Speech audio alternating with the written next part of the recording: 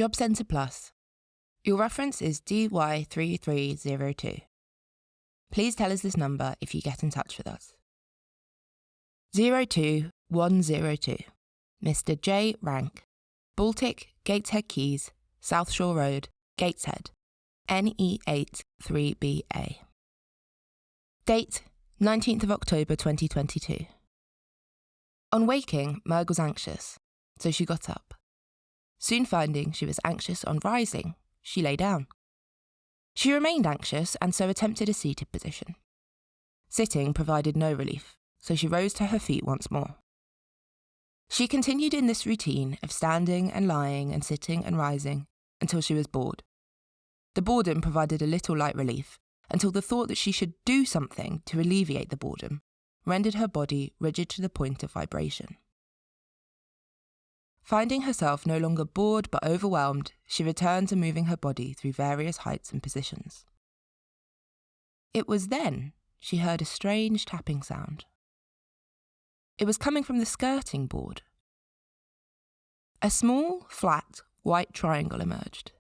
It quivered awkwardly, as though stuck, before lurching forward, revealing itself as the folded corner of a sheet of white printer paper.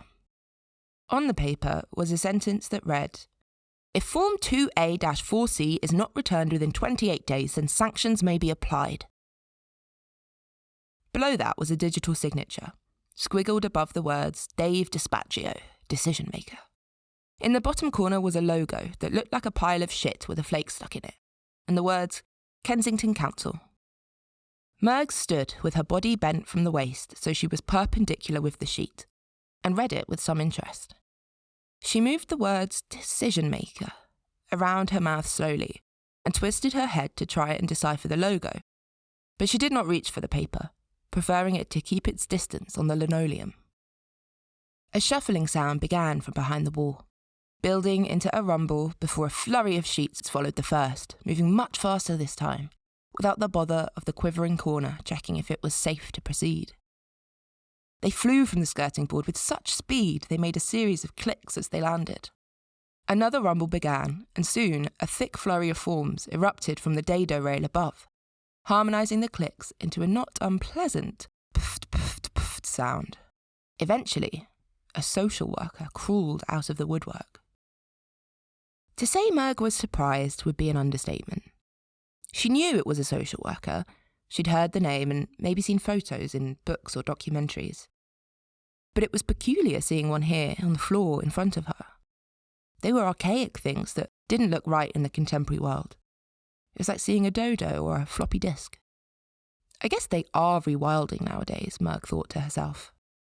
If wolves are being reintroduced to Scotland, perhaps social workers are being reintroduced in England. The social worker readjusted her clothes, yanking up her tights, then smoothing out her skirt in an instinctive but neat little jump. She gathered the papers that had heralded her arrival, making a half-hearted attempt at ordering them. She then fixed a glassy smile on Merg, tilting her head slightly. Merg slowly straightened her back from the 90-degree angle she had been examining the papers from. They stood in silence, eyeing one another, the social worker occasionally changing the direction of her professionally perfected head tilt. A hefty silence continued between them until Merg could take it no more and announced, "You crawled out of the woodwork." This was obviously the wrong thing to say, as a stain of annoyance spread through the social worker's smile. "Well, no, not exactly," she said as she adjusted her glasses. "I don't make a habit of crawling, and besides, where else exactly would you expect me to be? It's not like the old days when we had departments, offices, filing cabinets. Our resources have been decimated." The social worker stretched her mouth back into its closed-lip curve of concern. "But more importantly, how are you today, Maeve?" "Merg," said Merg. "Oh dear, that doesn't sound very good," said the social worker. "Now, let's see what we can do to get you back into work."